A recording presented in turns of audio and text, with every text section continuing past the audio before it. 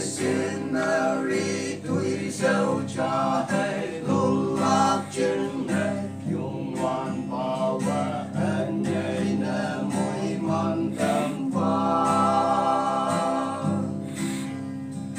khá hào anh nhu lung quang nâu mây xin hay man pha mong cha nè xếp xa và lưng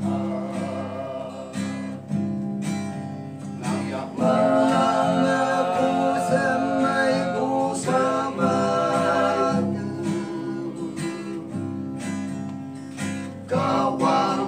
chuyện trả luôn bu tuổi sầu chuyện nơ khởi bờ ông nhân nào bao nhân mơ có quang iman môi mà la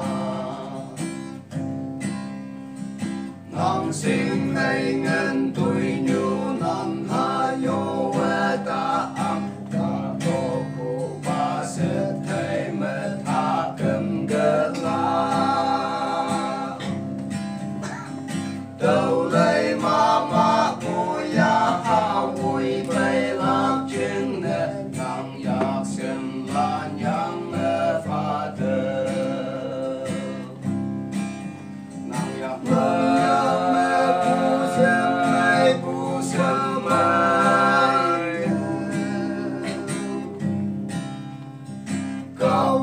ông chim trả luôn phụ tuổi sầu chuyện nơ giờ cây bơ ông nhân nào bao nhân nơ có